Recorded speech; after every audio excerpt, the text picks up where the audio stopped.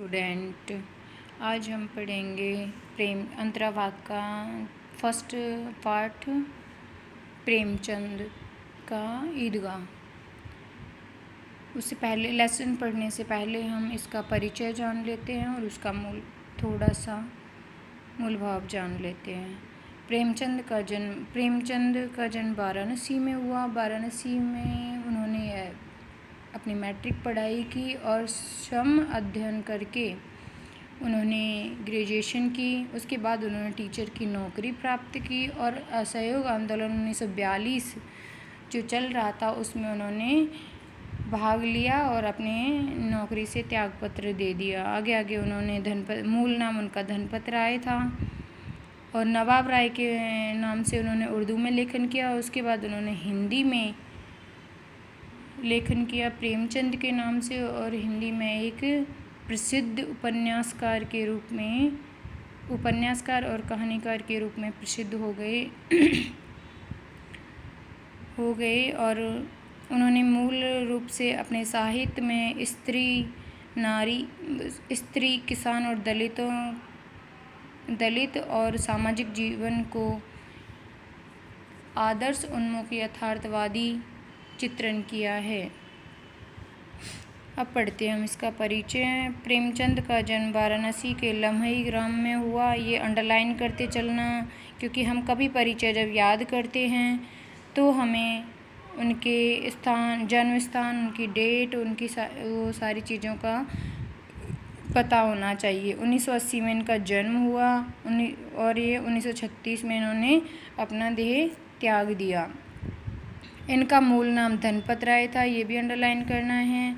प्रेमचंद की प्रारंभिक शिक्षा वाराणसी में हुई। मैट्रिक के बाद वे अध्यापन करने लगे। स्वाध्याय के रूप में ही उन्होंने BA तक शिक्षा ग्रहण की। असहयोग आंदोलन के दौरान उन्होंने जब शिक्षक की नौकरी छोड़ी तो उन्होंने किसमें असहयोग आंदोलन चल रहा था और असहयोग आंदोलन में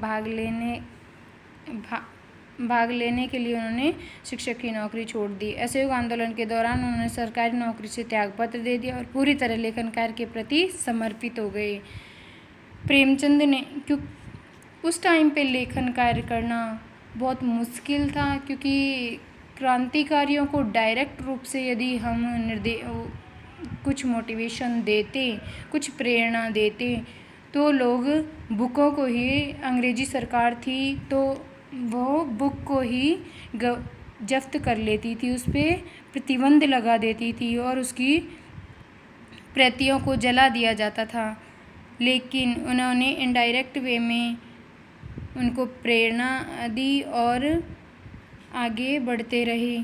प्रेमचंद ने अपने लेखन की शुरुआत पहले उर्दू में की। उर्दू में उन्होंने नवाब राय नाम से, उर्दू में किस नाम से, नवाब राय नाम से, ये अंडरलाइन कर लेना, नाम से की। बाद में हिंदी में लिखने लगे। उन्होंने अपने साहित्य में किसान, दलितों, नारियों, इनको भी अंडरलाइन कर लेना, किसान, दलितों, नारियों की वेदना और वर्ण व्यवस्था की कुरीतियों का सामाजिक चित्रण किया है।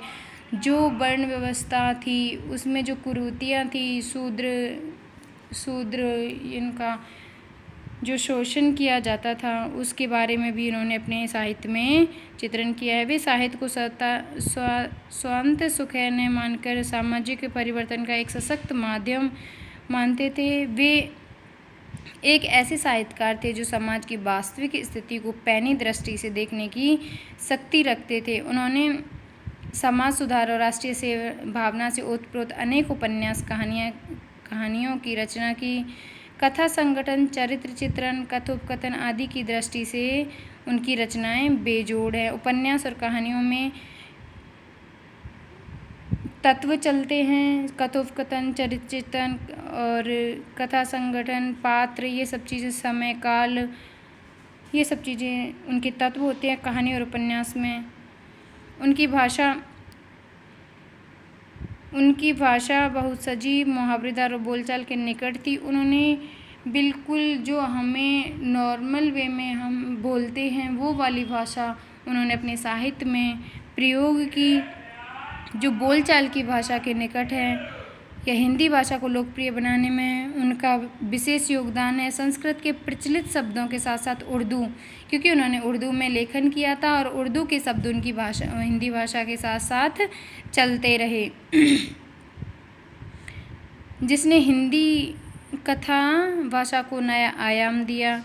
उनकी प्रमुख कृतियां हैं मानसरोवर। मानसरोवर में उनकी 300 कहानियां हैं जो 8 खंडों में विभक्त है।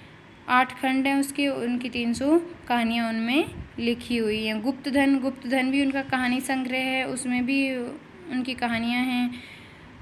निर्मला, सेवा सदन, प्रेमाश्रय, रंगभूमि, कर्मभूमि, गबन, गोदान, ये उनके उपन्यास हैं जो वो आदर्श उन्मुख यथार्थवाद को व्यक्त करते हैं। पहले वो जो रचनाएं करते थे उनमें आदर्शवादी थे, उसके बाद धीरे धीरे वो यथार्थवाद की ओर बढ़ने लगे और अंतिम उपन्यास उनका गोदान है, उसमें वो पूरी तरह यथार्थवादी है। मतलब बात जो समाज में एक्चुअल स्थिति है, वास्तविक स्थिति है, उसको उन्होंने व्यक्त किया है।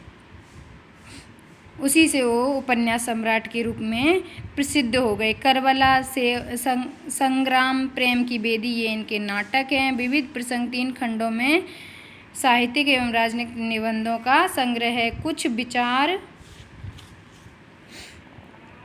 साहित्यिक निबंध उन्होंने माधुरी, हंस, मर्यादा, जागरण आदि, हंस इनकी खुद की पत्रिका थी और माधुरी, मर्यादा, जागरण से ये जुड़े हुए थे। आदि पत्रिकाओं का संपादन भी किया। इस पाठ्यक्रम में इनका ईदगाह कहानी लगा हुआ है जो बाल मनोविज्ञान को व्यक्त करता है। हिंदी में बाल मनोविज्ञान से संबंधित कहानियाँ बहुत कम लिखी गई हैं। प्रेमचंद उन दुर्लभ कथाकारों में से है जिन्होंने पूरी प्रामाणिकता एवं तन्मयता के साथ बाल जीवन को अपनी कहानियों में जगह दी है। उनकी कहानियाँ भारत की साझी संस्कृति एवं ग्रामीण, साझी मतलब सबकी मिली जुली, सभी समाजों की मिली जुली संस्कृति, ग्रामीण जीवन के विविध रंगों से सराबोर यानी भरी हुई है। ईदगाह, ये ईदगाह चैप्टर इसमें लगा हुआ है। ईदगाह प्रेमचंद की इन्हीं विशेषताओं मतलब बाल सुलभ विशेषताओं को अभिव्यक्त करने वाली प्रतिनिधि कहानी है। इस कहानी में ईद, जैसे मुस्लिमों का त्यौहार होता है ना ईद, उसी का वर्णन इसमें किया गया है कि एक बच्चा अभावों के कारण कितनी जल्दी समझदार हो जाता है, उस चीज़ को इसमें व्यक्त किया गया है। इस कहानी में ईद जैसे महत्वपूर्ण त्यौहार को आधार बनाकर ग्रामीण मुस्लिम जीवन का सुंदर चित्रण प्रस्तुत किया गया है। हामिद का चरित्र हमें बताता है कि अभाव उम्र से पहले बच्चों को कैसे बड़े जैसी समझदारी पैदा कर देता है। मेले में हामिद अपनी हर चाह पर संयम रखने में विजयी होता है, क्योंकि वो मेले में अपने दोस्तों को खिलौने, मिठाइयाँ खरीदते हुए देखते हैं, फिर भी क्या अपने मन पर संयम रखता है और अपनी दादी के लिए क्या खरीदता है, क्योंकि दादी को रोटियां बनाते वक्त उनके हाथ जल जाते हैं दादी के, तो उनके लिए क्या लेके आता है, चिमटा।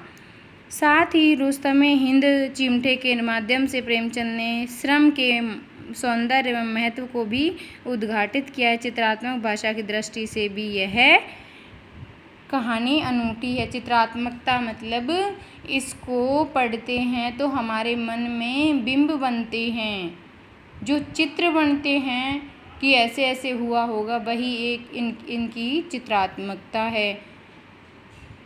ओके स्टूडेंट, उसके बाद हम ईदगाह लेसन पढ़ेंगे, वो नेक्स्ट वीडियो में पढ़ेंगे। Thank you.